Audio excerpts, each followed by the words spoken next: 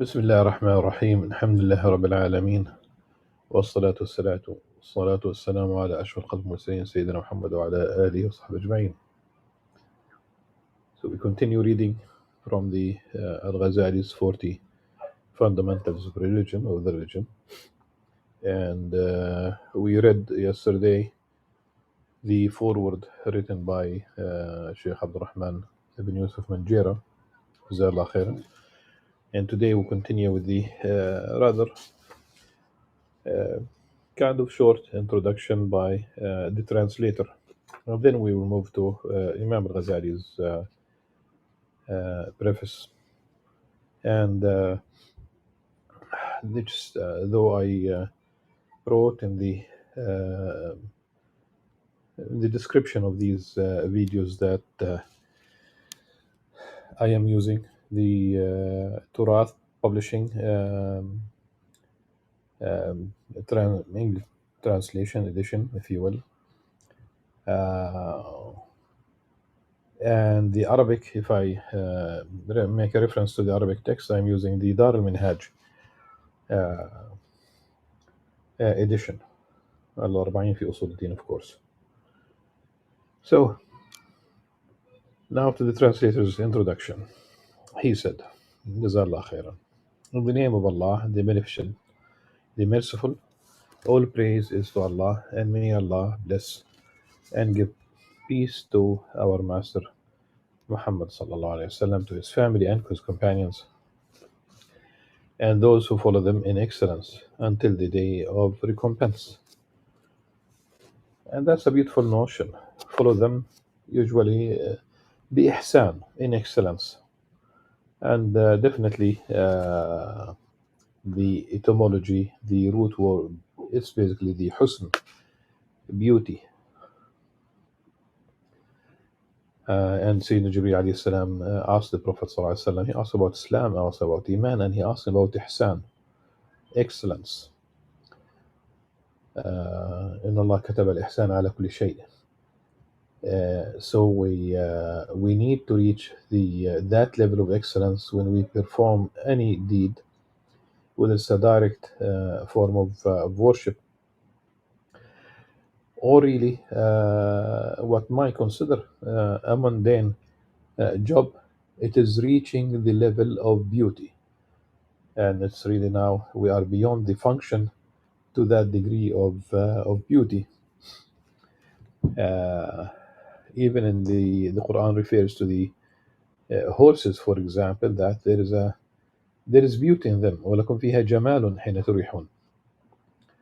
But that's after of course, the context also mentions that the function, the role, the job. What do you do with horses? Yes, but beauty should be there, and you can see it when books are published. I mean, books could be also, yes, the information is there, but what defines the Dar al-Minhaj books about Imam Al-Ghazali's books is that the print is very nice. It's very easy for the eye to read and to decipher. You feel comfortable.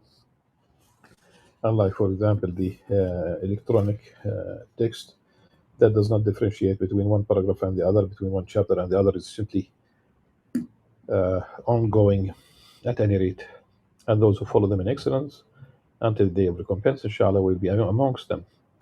Before you is the work of the Proof of Islam, Hujjat al-Islam, Imam Abu Hamid, Muhammad bin Muhammad Al-Ghazali, radiallahu anhu, the 40 Principles of the Religion.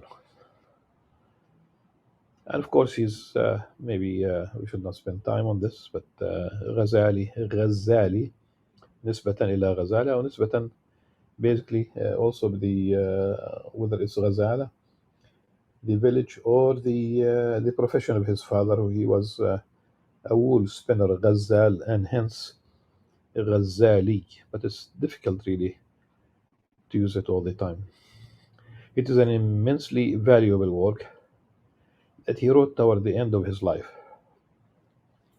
He structured the work in four parts: the first dealing with basic creed, the second with external deeds such as worship, the third with purifying the self from destructive character traits, and finally the fourth discussing how to adorn oneself with good character. Imam Al-Ghazali was a brilliant teacher and had an incredible gift for illustrating his often profound insights on human nature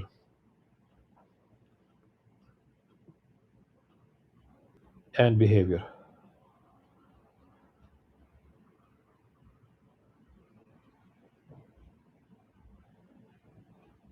On human nature and behavior. The 40 Principles contains elements found in his other works, such as the Beginning of Guidance, the Path of the Worshippers, so Bidayat Hidayah, Minhaj al-Abidin, and most notably, his magnum opus, the revival of the religious sciences, Ihya Ulumuddin, of which this work is essentially an abridgment, of course adapted, because the first part uh, is the least identical. We spoke about this yesterday at any rate. It presents to the reader, step by step, a tried and proven method for spiritual development and improving one's relationship with both the Creator and the creation. And the right relationship with Allah subhanahu wa ta'ala will entail the right relationship, inshallah, uh, with existence, with all creation, with humanity, of course. The proof of Islam, Imam Abu Muhammad Al-Ghazali was born in 450 Islamic calendar, and that's approximately 1058 of the Common Era in Tus, Iran. Usually we say in Tus, Khurasan.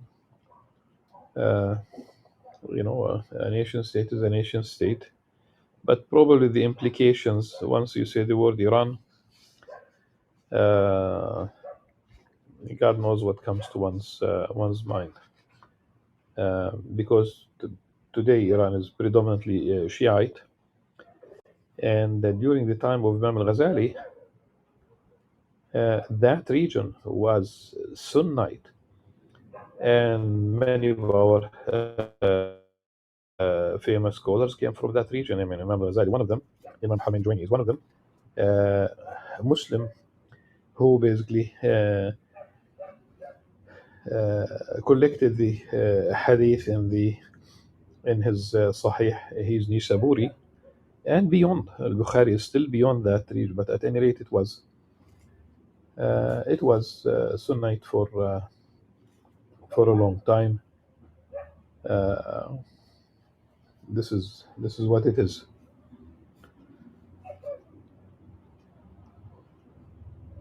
And in fact, all the Nizamiya schools, colleges, if you will, because sometimes they use here the word seminary, and I don't know whether this is really the right uh, description. They're more of a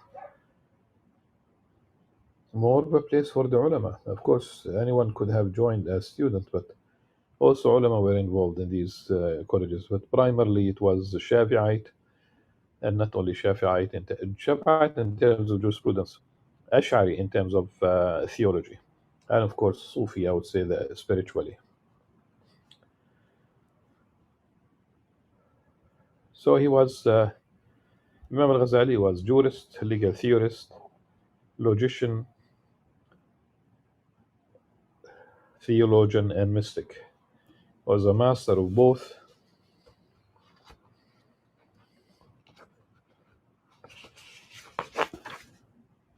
the outer and inner sciences of the Sharia. His contributions to the Islamic intellectual tradition bear witness to why he became known as the Proof of Islam. He was a leading authority of the Shafi'i school of jurisprudence, and his work, Al Wajiz, is the foundation for over a dozen of the most important works in the school. uh, الوجيز, because البسيط, الوسيط, الوجيز, we mentioned them yesterday, 3 books on the Shafi'i school of jurisprudence. Simply, one is more expanded than the other. His book on legal theory, Al-Mustafa, is a seminal work on the subject and studied until this day, from Al-Azhar to Quds University, to his refutation of Avicenna ibn Sina and his ilk. The incoherence of the philosophers is considered by many to have dealt a death blow to Aristotelian philosophy in the Muslim world and consolidated the dominance of Sunni theology. Let us be clear that Imam Ghazali was not against every activity of the philosophers, and in Al-Munqidh al-Dalal, it is very clear he was against their metaphysics, but he had no problem. Let's say with logic, he had no problem with the sciences, exact sciences, because philosophers at the time would engage in math. They would,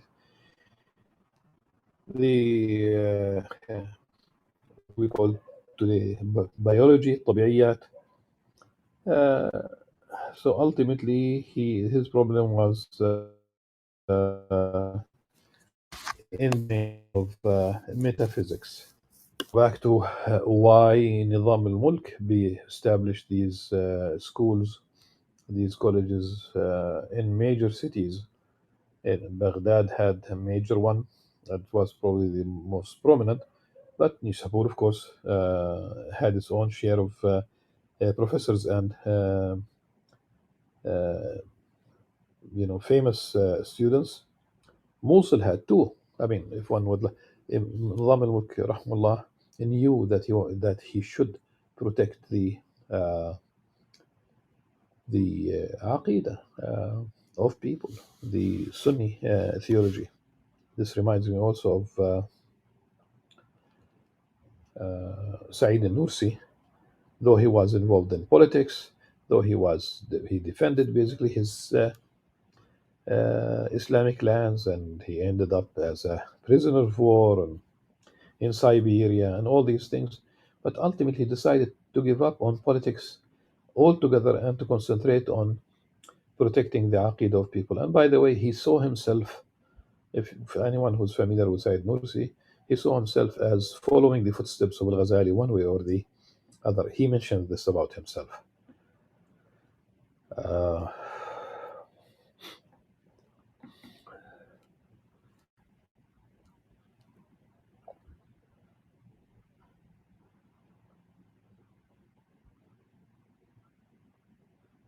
so this work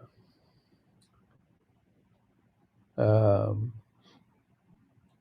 at the height of his career, while teaching at the Nizamiya seminar in Baghdad, Imam al-Ghazali experienced a spiritual crisis that resulted in a 10-year self-imposed exile.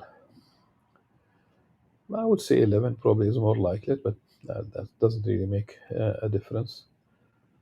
It was during this period that he authored the revival of religious sciences. And we can see now the difference between the introduction of Manjera and the introduction of the translator, Samir Abdul Salam. Manjera said, and we spoke about this yesterday, that it was after the end of his journey, and what the translator said here about during this period is more likely, and I explained why.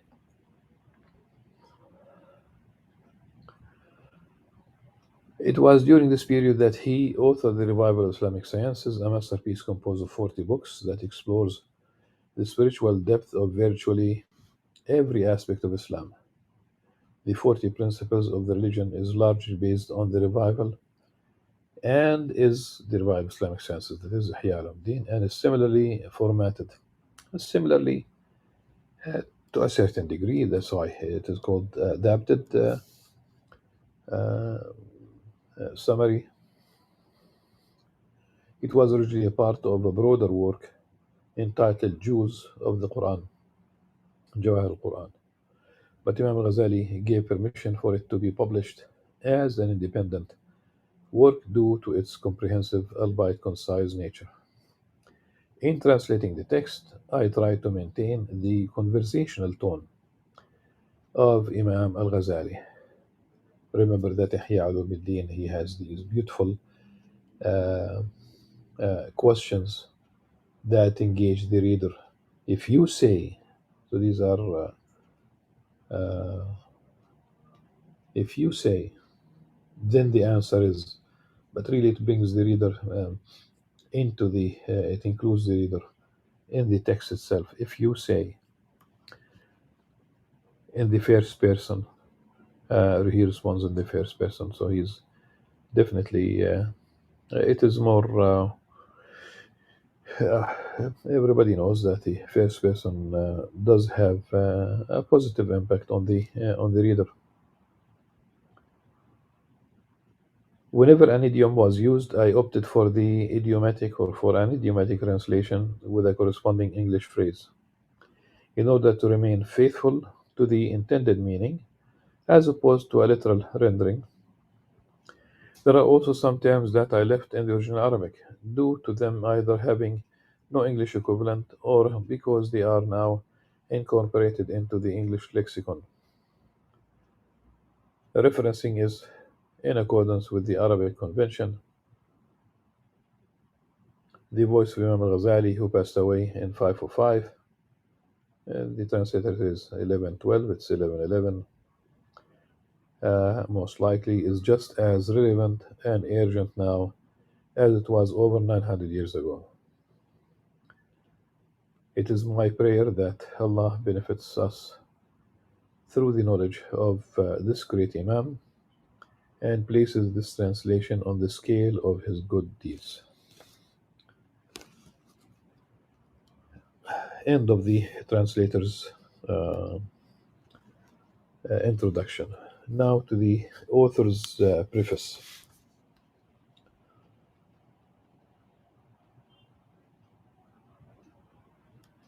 In the name of Allah, the Beneficent, the Merciful, from whom we seek help, the 40 Principles of the religion, is a third additional section of the jewels of the Quran.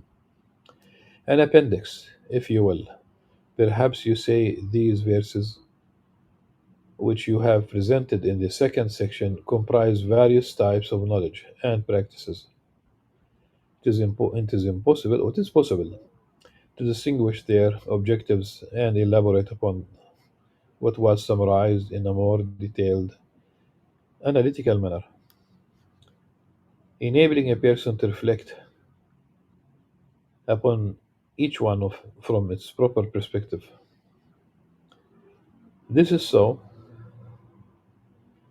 that he may come to know the details of the gates of bliss regarding both knowledge and practice, so that attaining their keys becomes easy for him through perseverance and reflection.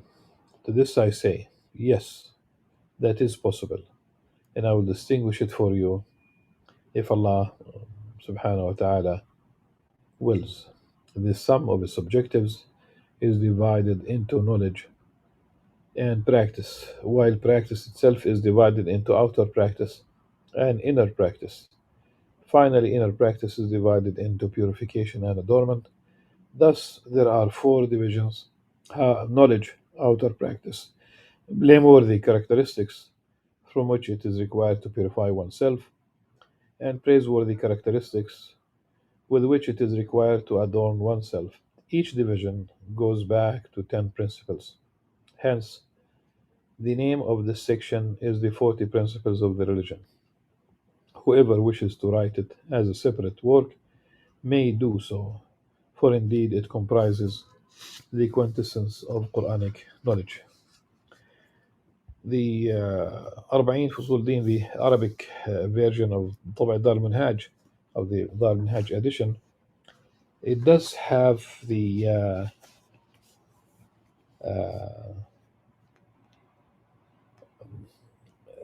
a third party, if you will, or whatever you'd like to call it, probably a student of Al-Ghazali who who said in the introduction خطبة الكتاب: كتبنا من كتاب الجواهر في القرآن القسم الثالث المصنف للإمام حجة الإسلام لقاه الله رضوانه وأسكنه الجنان بعد إذنه لمن أراد أن يكتب منه هذا القسم مفردا، إذ هو قد أفرده بالاسم وسماه كتاب الأربعين فصول الدين. So these lines show that here we have a student writing this third section of Jawahir al-Quran, which is really the Arba'in, the 40 fundamentals of the religion. And he says that the Imam Hujjat al-Islam, he with with a prayer, he said it. Then he said that he permitted for anyone to write this section separately, and I think it's an important. It's very important uh, for the verification of the text. It's very important. Also, it shows a deep respect for the scholars, because he said that he permitted. Otherwise, they would not have done it. So people were not free. Although there were those who would tamper with text, or at least they would attribute certain books to a famous scholar, so that the book would be widely disseminated. But it's a very beautiful thing. It's extremely beautiful that they respect the will of Imam Al-Ghazali in this case. Ultimately, it's about adab. Really, it's all about adab. In politics, it's about adab, which is very lacking, really. In economics, it's about adab, and it's lacking, justice. In the social realm, it's about adab.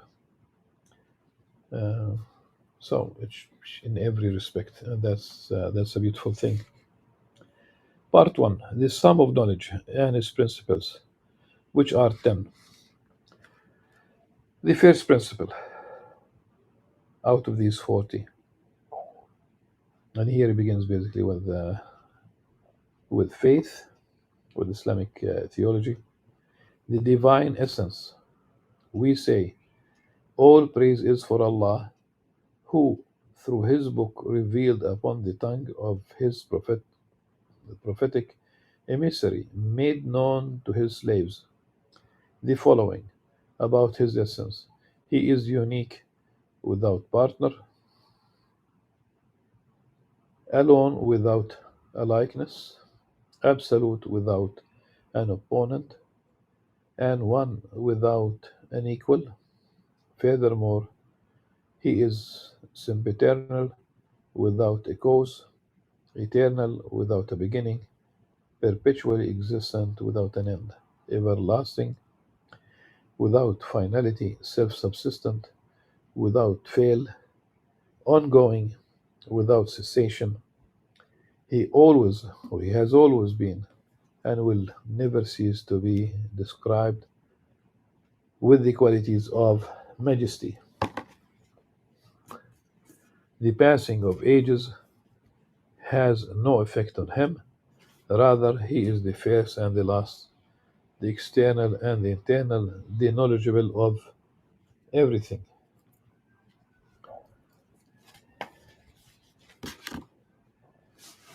At that,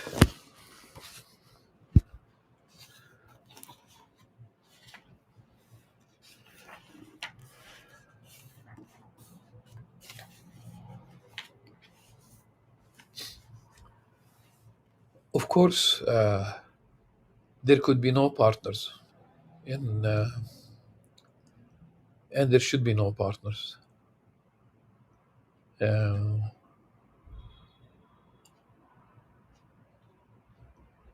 and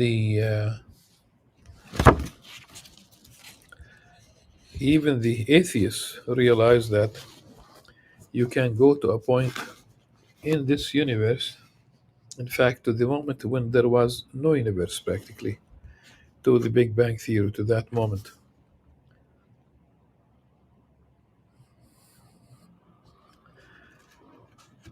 And ultimately, It cannot be the case that if there is nothing, they admit that there was no matter. Otherwise, we cannot say that it was the beginning of the universe. There was no matter. They admit there was nothing, and of course, you cannot existence cannot bring itself into existence, and physics, becoming bio cannot happen on its own, and it's if dead matter cannot really create life on its own, then no surprise that we have compared to Earth, compared to matter, we have about 100 billion neurons in our brains, and we still cannot make anything bio, really. And there is such a society that is almost 75 years old of scholars who has one mission only from the 1950s, last century until today. Their aim is to create life, and they haven't been successful, and they will not be successful. This is the idea. uh, it it's necessary, the necessary existence that in his essence subhanahu wa ta'ala is one.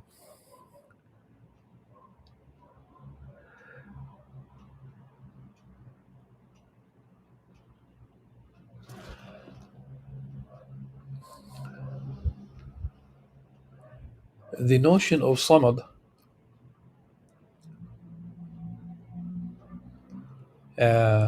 comes the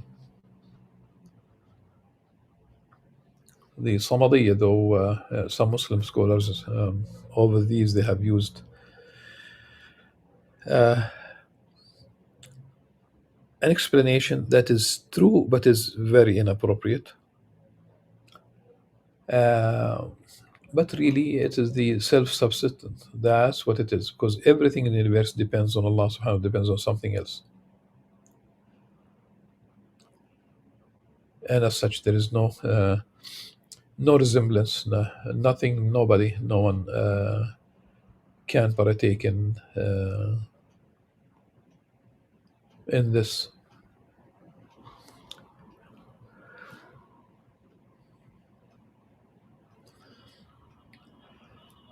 And the notion of qadim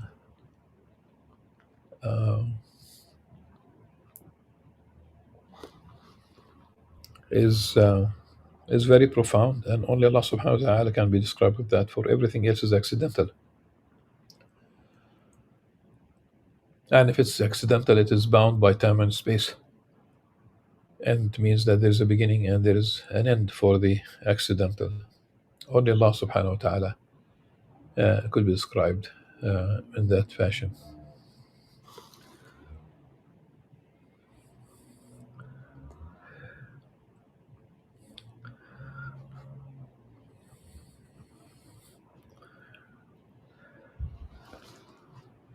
He was not caused. Everything else is, just to put it, yes. And you cannot really regress indefinitely, and we know this. There has to be a beginning. And qayyum la inqita' lah, because that's how the universe is maintained. Subhanallah. دائم ولا انصرام له، لم يزل ولا يزال موصوفا من عوت الجلال، لا يقضي عليه بالانقضاء تصرم الآماد وانقراض الأجال. Because for us, the passing of time does lead to our end. We change and we die, and ultimately, even the universe itself will come to an end. والشمس تجري لمستقر لها. That the sun is hastening to its to final state of rest, of the end of the sun. And there are all these suns, stars really in the universe that died or dying. SubhanAllah. بل هو الأول والآخر والظاهر والباطن وهو بكل شيء Alim. And this is really, we don't know everything. And we'll always have more questions than answers. More questions than answers. Allah subhanahu wa ta'ala ولا يحيطون شيء من علمه إلا بما شاء. Cumulative knowledge of humanity from day one, from Adam alayhi salam until the very last person on earth on the day of judgment. Cumulative knowledge is partial. It's enough. It's enough for us for the practical things that what we have. It's enough for us to know that Allah subhanahu wa ta'ala exists, that we should surrender to his will, as the prophets described themselves before. وَإِنِّي مِنَ الْمُسْلِمِينَ حَنِيفًا مُسْلِمًا. They have surrendered. The prophets surrendered themselves, and they ought to. They knew Allah subhanahu wa ta'ala better than their followers. So the knowledge that we have is enough for us to surrender. It's enough for us for the practical things. And we are aided by revelation. Reason is not left to its own. And when reason is left to its own, away from religion, and we don't talk about organized religion in the sense that really confiscates the right to do research, and as like it was the case of the church in medieval times, the Dark Ages. No, reason is Imam Al-Ghazali says that practical revelation comes. There are two parts. One of them we talk about the revealed books, and the other is reason, because without reason you cannot really understand, grasp, decipher the message. And the role of the prophets were always also to explain the messages that they came with. Ultimately, it's the ego that prevents the human being from following the prophets. That's about it. So I think we should stop right here, and بإذن الله عز وجل we start tomorrow with the second principle, transcendence, التقديس. جزاكم الله خيرا. سبحانك اللهم وبحمدك نشهد أن لا نستغفرك ونتوب إليك. السلام عليكم ورحمة الله وبركاته.